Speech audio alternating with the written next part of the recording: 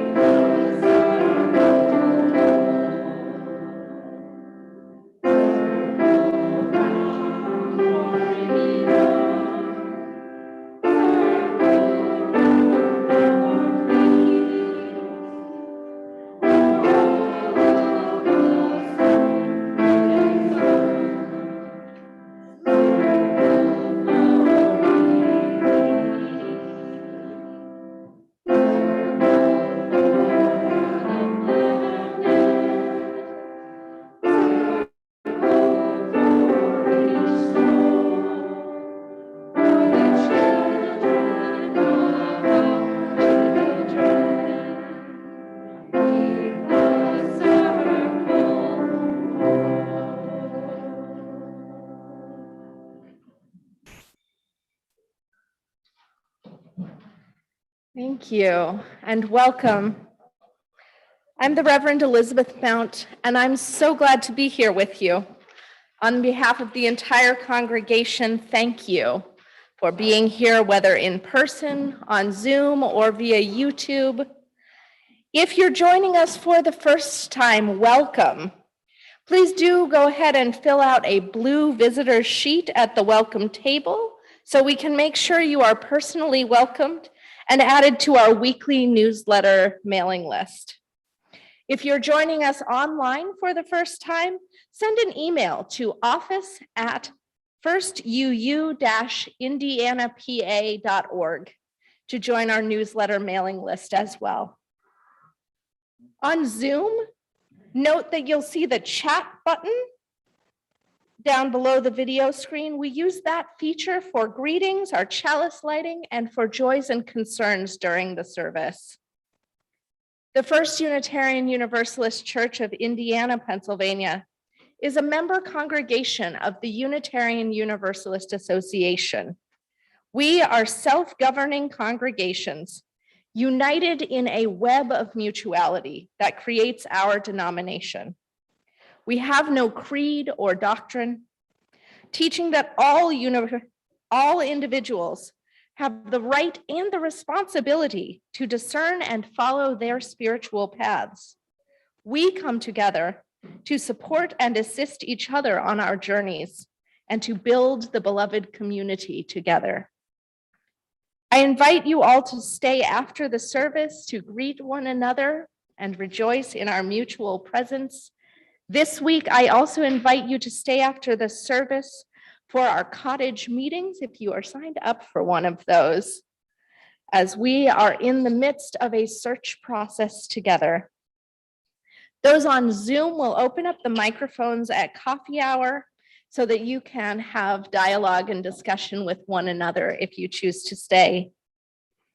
Those here in the sanctuary, you are welcome to head to the back so that you can greet those joining us electronically at that time. If you have not yet filled out your pledge form for the year and you would like to do that, please go ahead and do so online or make an appointment with a member of the stewardship team, or just pick up one of the documents on the side as you head out of our worship today. When we all do that each year, it allows us to make a budget confident of our resources of time, treasure, and talent. If you haven't had a chance to sign up for a cottage meeting yet, can a couple of members of the search team kind of wave your hands? Any of these people are great folks to check in with so that you make sure that your voices are included. Choosing a minister is an important decision, and everyone, members, friends, elders, youth, and children, should be a part of that community process. And please note on your calendars, the Beyond Categorical Thinking workshop will be coming up. The search team is hosting on December 3rd and 4th. This is an important part of the search process that helps people to open their minds and hearts to all of the ways that ministry can happen in a congregation. And finally, this is a many special announcements weekend. Finally, if you are not yet a member of this congregation, but you've been thinking about it, maybe you're new, maybe you've been here a long time and you wish to deepen in that particular way, please know that you are invited to a Pathway to Membership class that we will be forming shortly.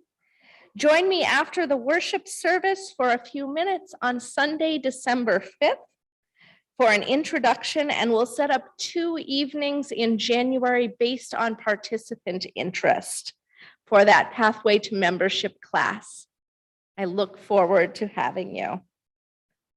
And now, why don't we all take a gentle breath in and out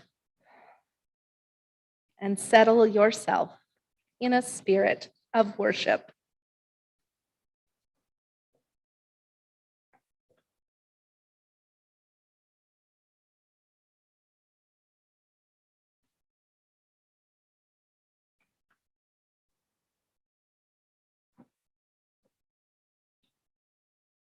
Abraham Lincoln once wrote, As labor is the common burden of our race, so the effort of some to shift their share of the burden onto the shoulders of others is the great durable curse of the race.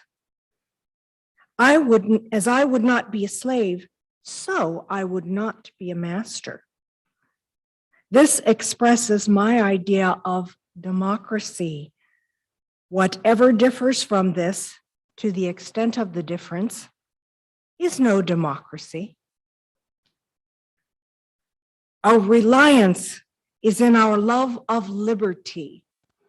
Our defense is in the spirit which praises liberty as the heritage of all people in all lands everywhere. Destroy the spirit, and we have planted the seeds of despotism at our own doors. Those who deny freedom to others deserve it not for themselves and cannot long retain it. Why should there not be a patient confidence in the ultimate justice of the people? Is there any better or equal hope in the world? Let us have faith that right makes might. And in that faith, let us, to the end, dare to do our duty as we understand it. Come, let us join together in this sacred space to clarify our duty and then to do it according to our understanding. Come, let us join together in worship.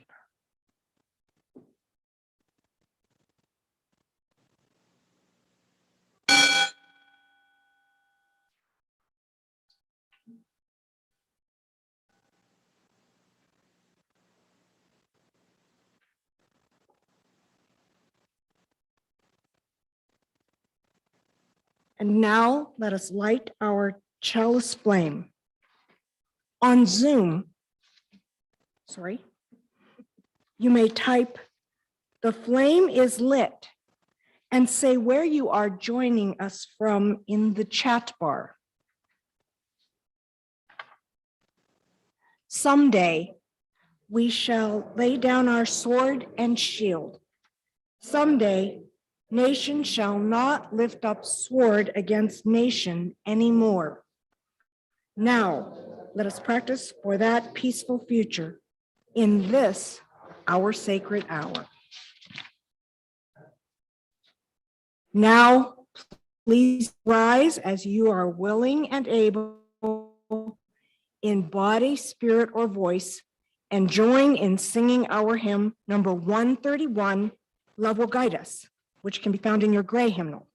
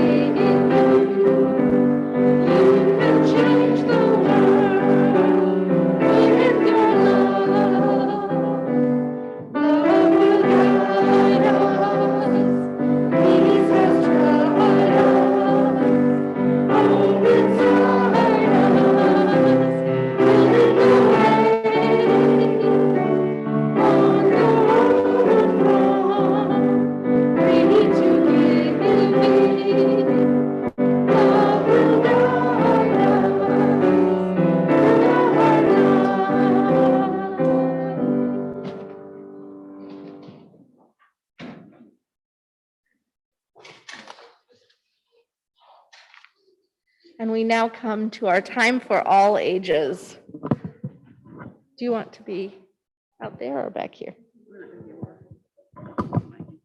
Legit. Good morning. I'm going to read to you today a story, The Poppy Lady by Barbara Walsh, and it's been abridged by Reverend Elizabeth. And adapted, yes, sorry, and adapted. So, this story is based on the book Poppy Lady, about a woman named Moana Bell Michael. Moana grew up in Georgia after the Civil War, and she saw how difficult it was for so many people to try and rebuild after such a massive conflict. She decided to become a teacher in hopes that she might help people to do better. But in 1917, German U-boats sunk an American ship, and the United States decided to join in World War I. Moana was so sad because she knew from her own childhood how much destruction could come from a war. Some people thought the war was right, and some people thought it was wrong, but Moana mostly thought about how concerned she was for the young men who were still teenagers and who would be fighting one another across the fields of Europe. Moana and her friends knitted socks and sweaters and rolled bandages for the Red Cross. They sent little care packages of books and magazines and candy to the camps for the soldiers. She even set up a room at the local YMCA where soldiers could spend time together in friendship before going off to war. And she filled the room with flowers so that there would be beauty to see.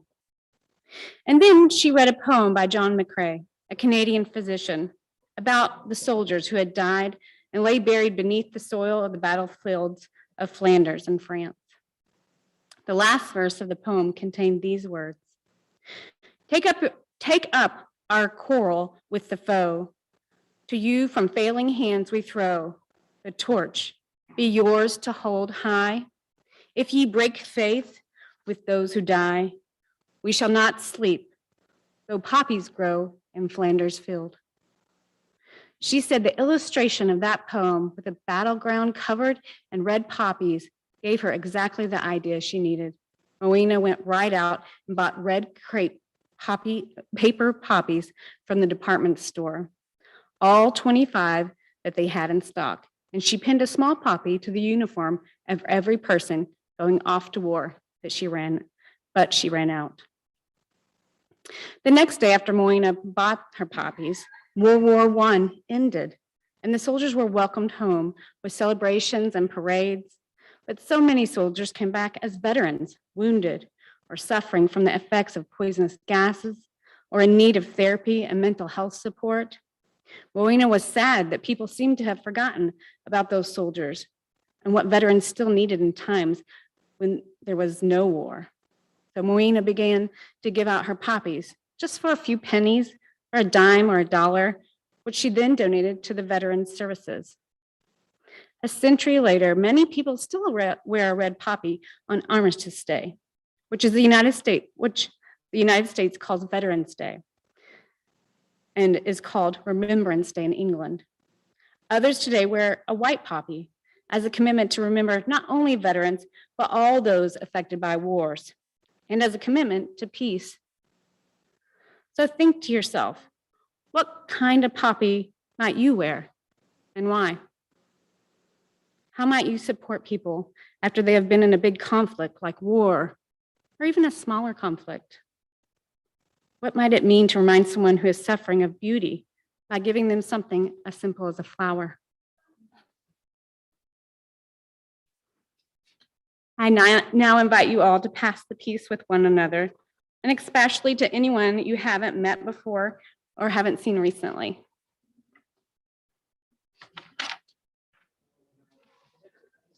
And peace be with you. And peace be with you.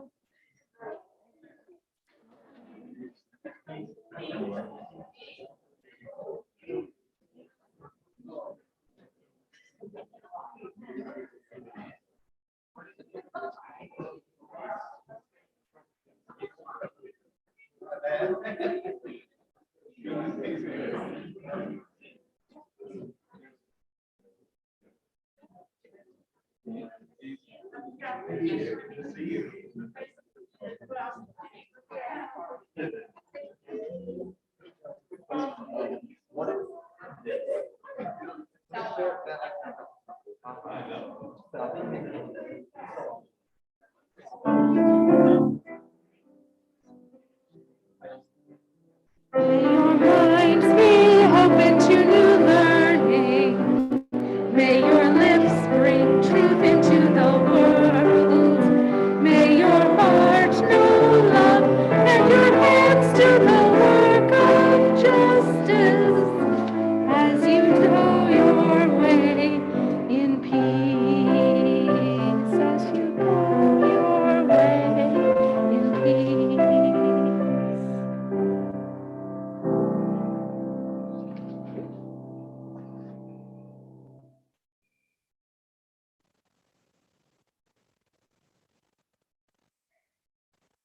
The young dead soldiers do not speak.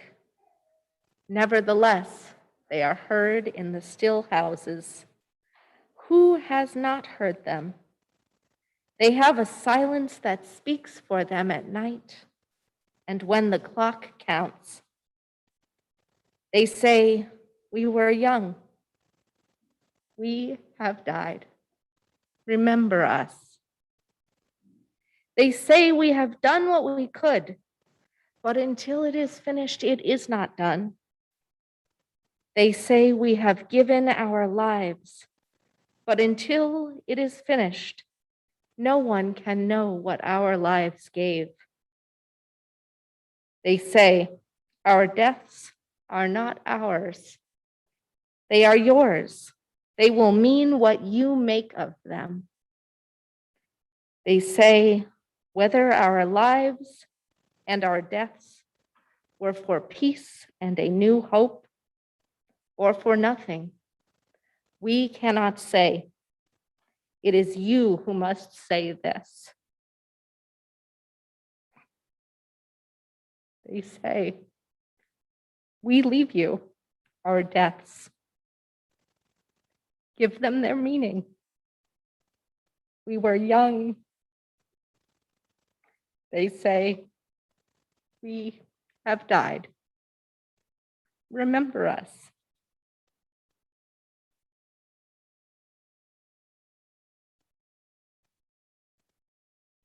And during our centering music, if you have joys or sorrows you would like spoken aloud in our pastoral prayer, please write them on a note card and place them in the basket.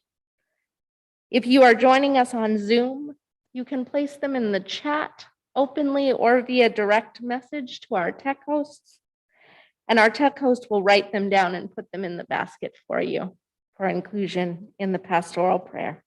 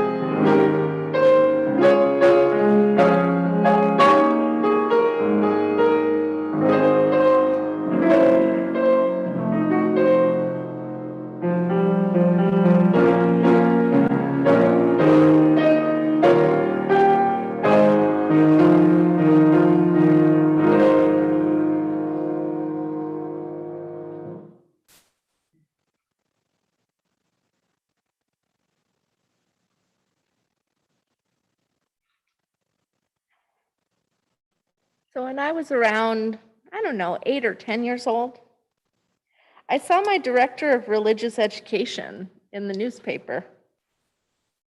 And the paper said that she had been arrested. Well, I was a little confused. It had a picture of the outside of my church. I didn't think my DRE was a bad person, so I was a little confused about the arrest. And I asked my parents to explain. They said, there are lots of reasons people get arrested. But in this case, it was something called civil disobedience. Pat Washburn, my DRE, had been called into court for non-payment of taxes, not because she forgot. She did so because she didn't believe in the military. She had been only paying the portion of her taxes designated for non-military purposes as an intentional act. She said it was a religious obligation for her to refuse to support the building of weapons of war or the enticement of people into military forces on promises of work and education.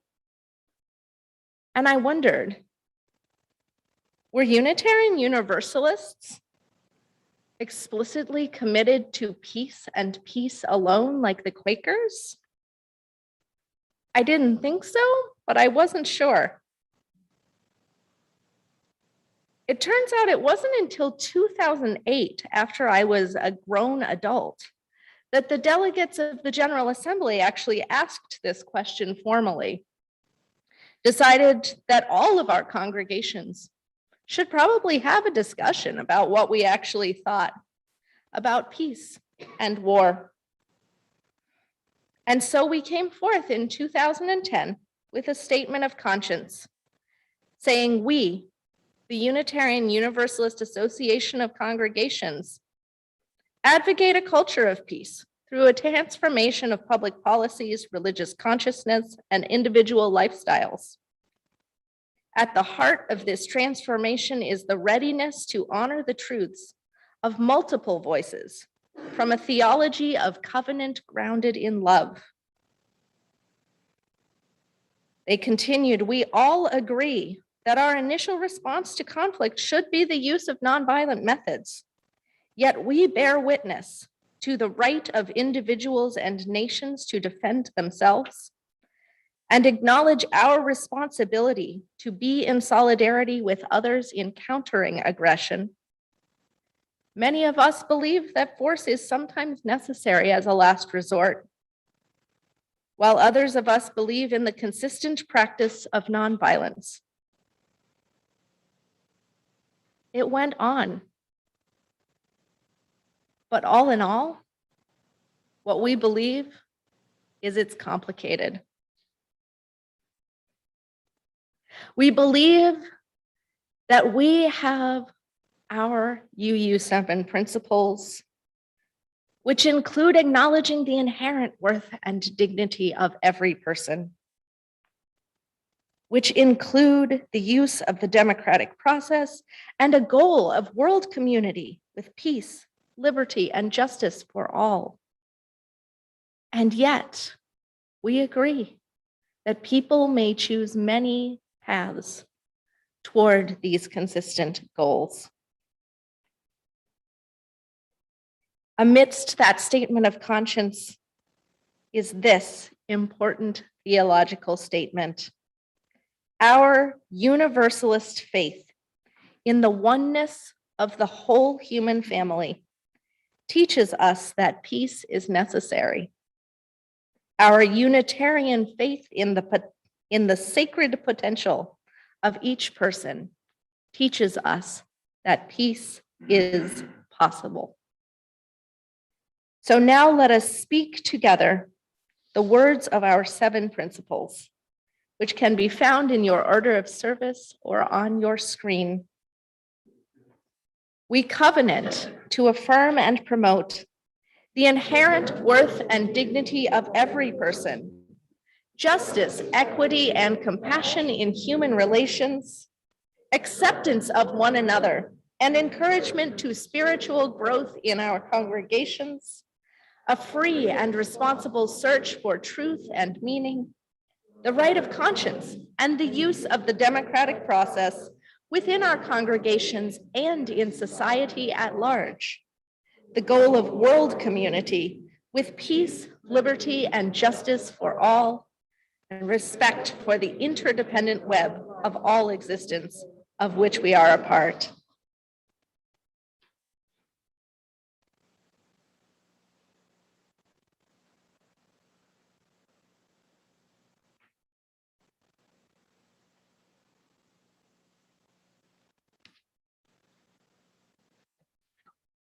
You want me to go ahead?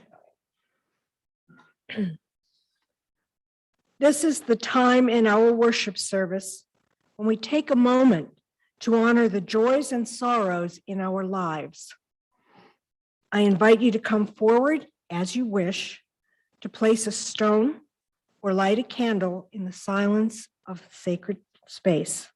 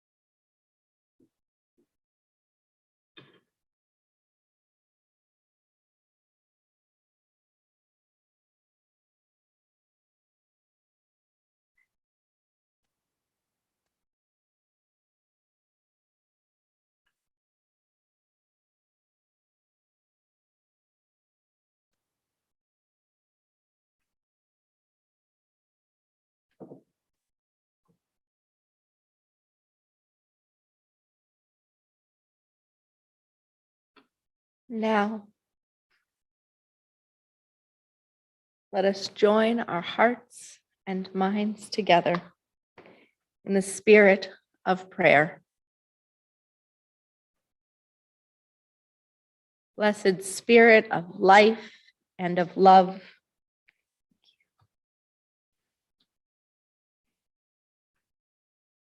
let us gather together and share in community the milestones of our living.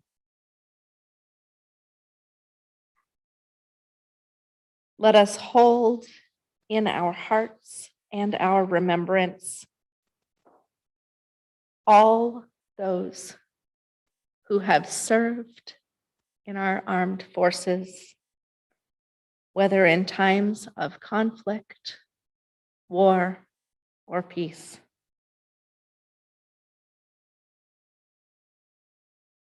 Let us remember as well that November is National Native American Month, and strive to recall that we are on lands that for many of us are not our own. To remember that we must be in relationship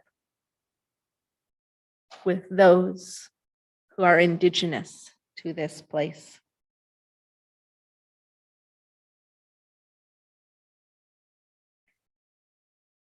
Let us hold in our hearts sorrow and care for Liz Cook's mother-in-law, who fell and broke her femur, and who was released home only to find that the conditions in which she is living are unfit and that she needs further care. So let us hold this family in deep love.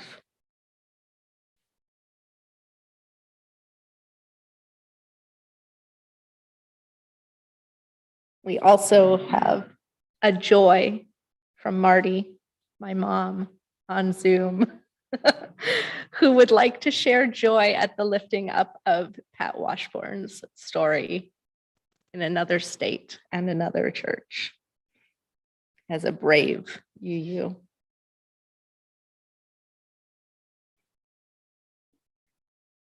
And if you all could just hold in some care, my own grandmother,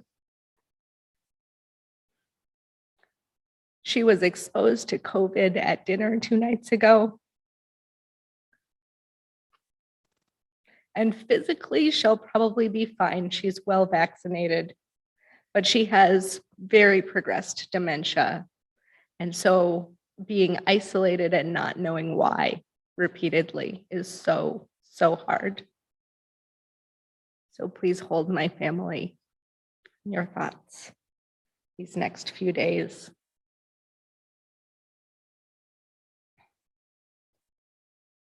And let us also hold deep gratitude, joy, and love for all of the youth of this congregation who spent 2 days here doing OWL on Thursday and Friday. They learned about consent. They talked openly, frankly, and with thoughtful, curious questions about sex. They have such a good idea of what healthy relationships look like. And they are fun and joyful, and you can hear their little giggles down the hallway. And it is beautiful what you all are building. So let us just hold gratitude for what we are making as a community together. So for the blessings of our lives, may we be grateful. For the beauty of the earth, the changing seasons, the flowing gift of life, may we give thanks. In times of fragile hearts and tender sorrows, may we find comfort and strength. May our hearts be healed, and may we be filled with peace. Amen. and blessed be.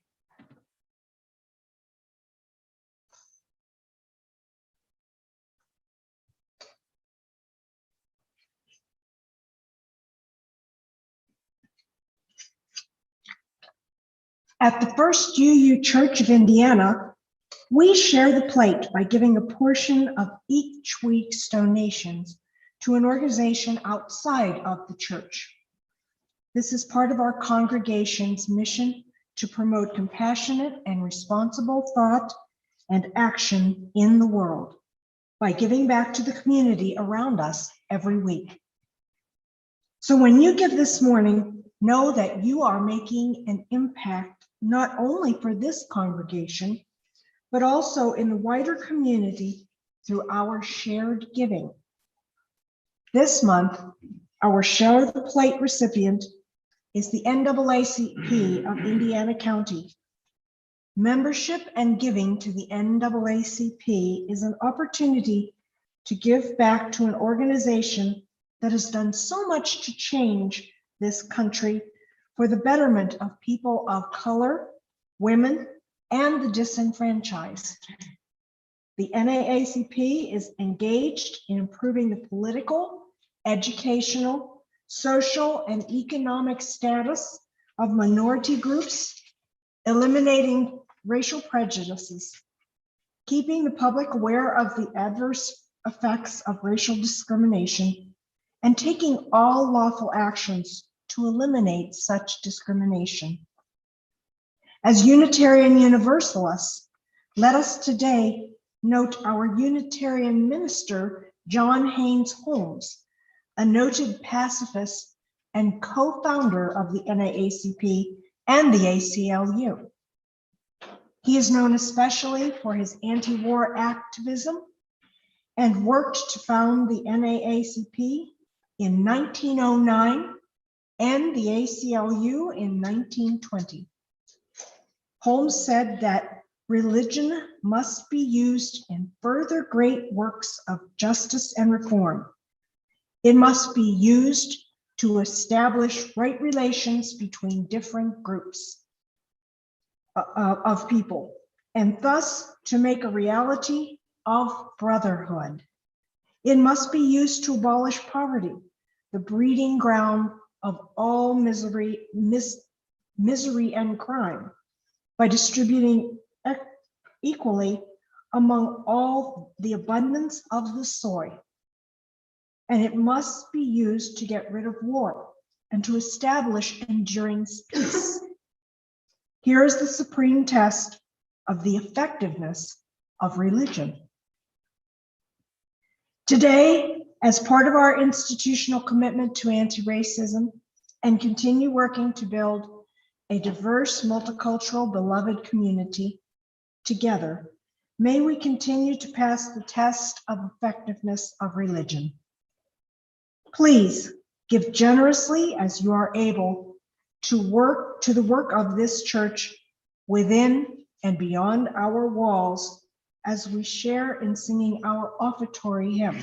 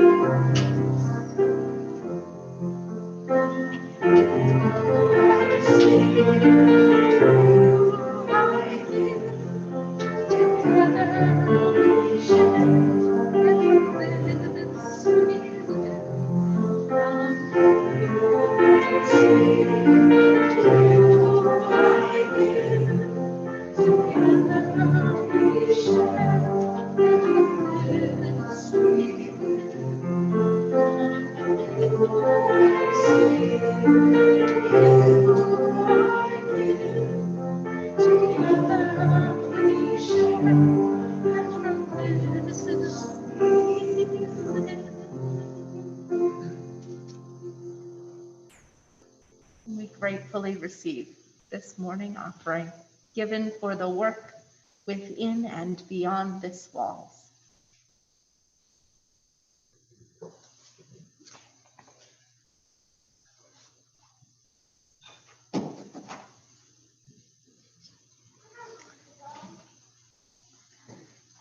So mostly, people don't go to war because they want to kill people or they like being in danger.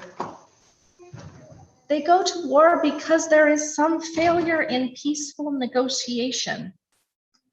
On a grand scale, it's the same reason people get into fistfights. It's the same reason children push each other down on the playground. They say someone is being unfair. Someone is being aggressive. Someone won't share, not properly. Someone hit me first. Someone won't even agree to talk about it like rational people. In kindergarten, it's easier because everyone participating is very small. You can sit them down and read, hands are not for hitting, and remind everyone that we use our words or we walk away, even when our feelings are very big, even when we lose our temper. But then people grow up. Welcome to the first unit. And then we take a moment to silence our YouTube. And things get more complicated.